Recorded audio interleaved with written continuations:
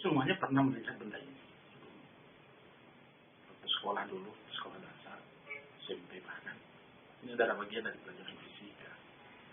Ini namanya loop atau kaca pembesar. Gunanya apa sih? Dulu itu biasa kita gunakan untuk melihat benda yang kecil agar kelihatan lebih besar. Nah, apa artinya?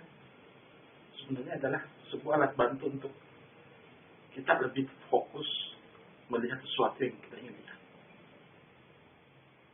Nah, kali ini saya ingin bicara tentang fokus. Apa sih fokus itu sebenarnya? Di banyak organisasi, di banyak tempat, kita sering diminta fokus ke anak kita. Kita ngomong fokus. Apa sih arti sebenarnya dari fokus itu? Nah, dari istilah fisika yang kemudian kita adopsi ke dalam istilah macam-macam, istilah manajemen, istilah pendidikan, dan sebagainya. Arti fokus itu sendiri sebenarnya adalah pemusatan terhadap sesuatu. Pemusatan perhatian terhadap sesuatu. Kalau masih ingat bagaimana kita memusatkan tenaga matahari pada selembar kertas atau apapun yang bisa terbakar, setelah kita menemukan fokusnya, biasanya benar, energi matahari itu bisa membakar benda yang kita tuju atau kita targetkan. Ini menarik. Artinya bahwa dengan fokus, sebenarnya ada unsur yang kita ingin satukan. Apa itu? Energi kita, tenaga kita, pikiran kita, hati kita, dan seterusnya. Untuk apa? Untuk mendapatkan hasil yang lebih maksimal. Nah, makanya kemudian kalau Anda memperhatikan di sekitar Anda melihat banyak organisasi, baik swasta, pemerintah, dan sebagainya, yang tidak perform dengan baik. Bukan karena kekurangan sumber daya, bukan karena kekurangan manusia, bukan kekurangan orang pintar, tapi biasanya karena gagal fokus. Nah, perhatikan betapa pentingnya fokus itu. Saya katakan tadi, ini berkaitan dengan energi, perhatian, dan fokus. Bahkan berkaitan dengan kualitas. Kalau misalnya seandainya ini satu benda, diminta untuk Anda melakukan permainan yang disebut juggling, atau melempar bola dari satu tangan ke tangan yang lain. Kalau saya cuma fokus pada satu benda ini akan jauh lebih mudah. Perhatikan, mudah saya tangkap. Tingkat kesalahannya berapa? Bisa jadi 0. Saya lempar 10 kali, 20 kali, 30 kali, bisa jadi tingkat kesalahannya 0. Artinya apa? Kualitas daripada apa yang saya lakukan ini 100%.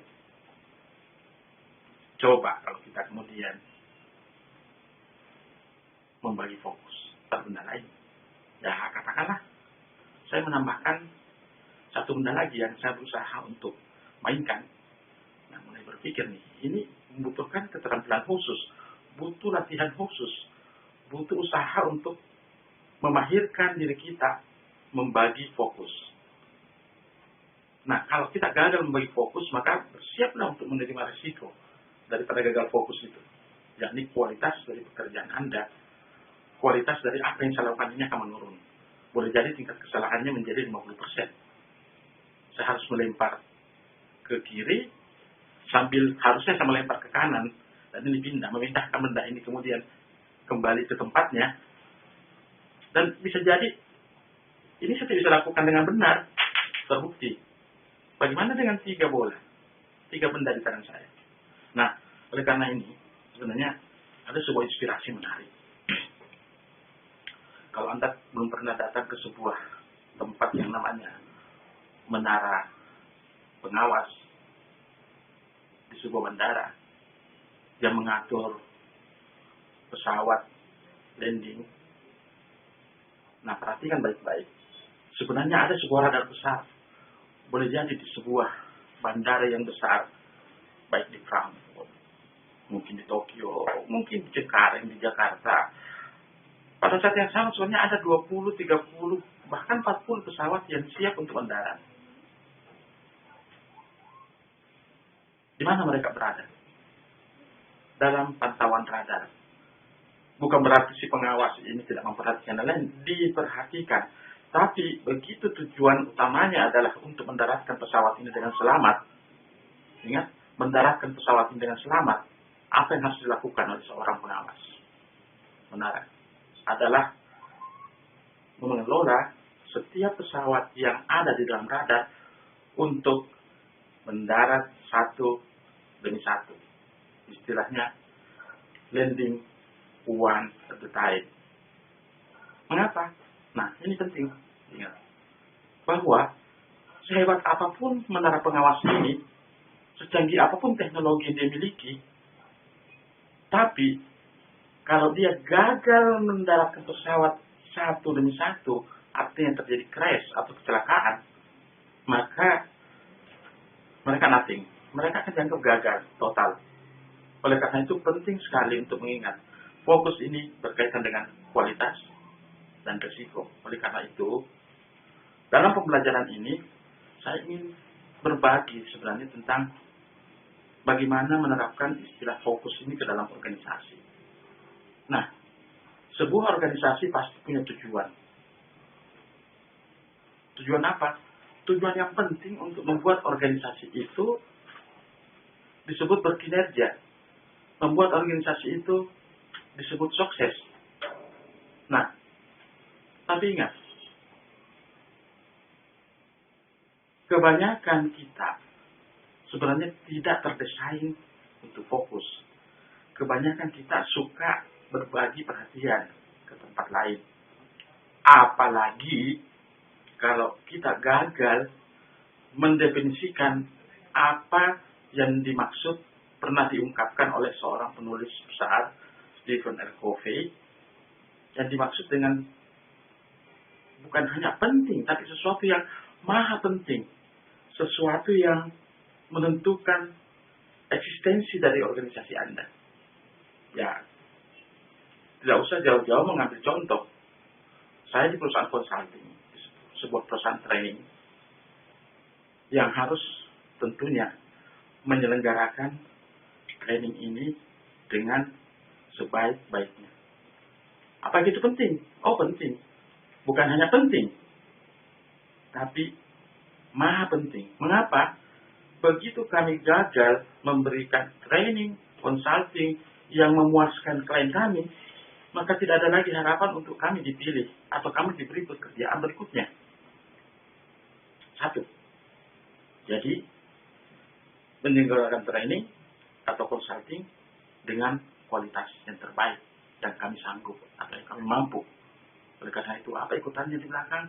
Kami harus terus memperbaiki kemampuan kami, terus memperbaiki instrumen yang kita butuhkan, dan seterusnya. Nah, tapi ada satu lagi.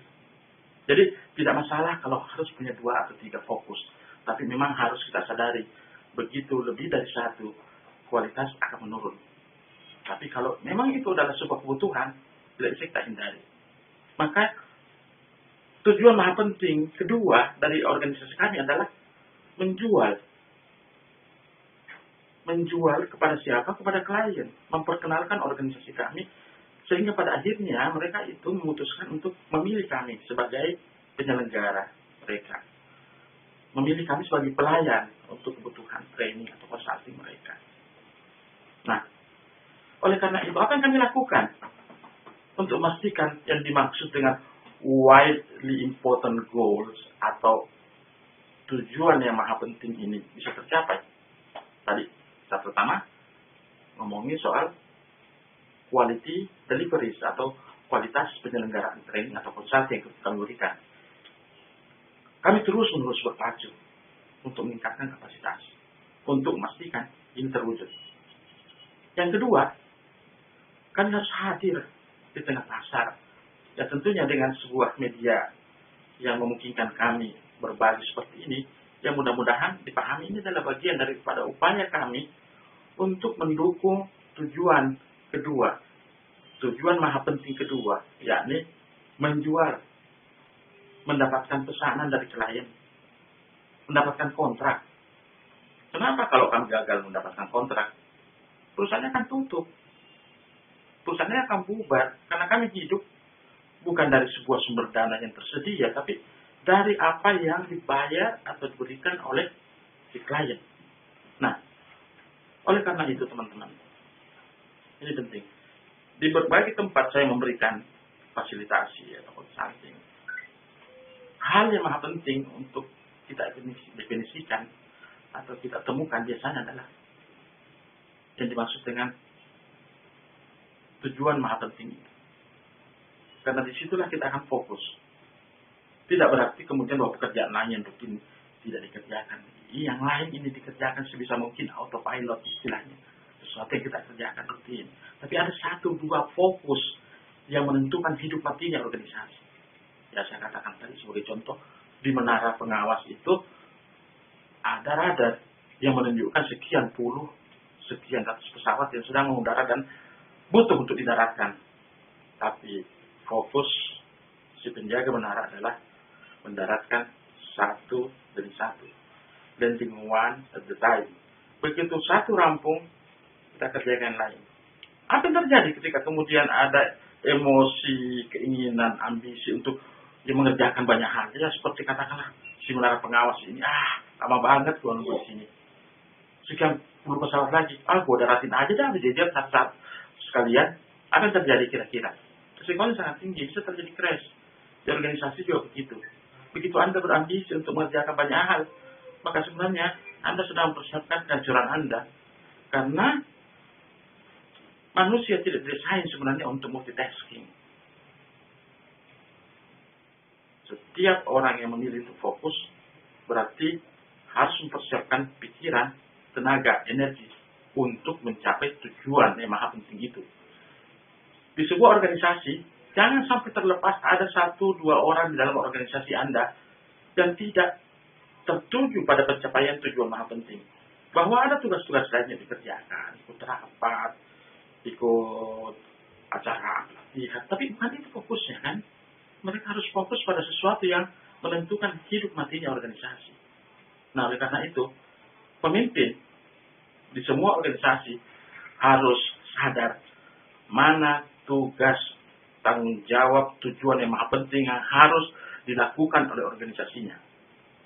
Kalau dia gagal fokus, maka tunggulah bawahan dan orang-orang yang bersamanya juga akan gagal fokus.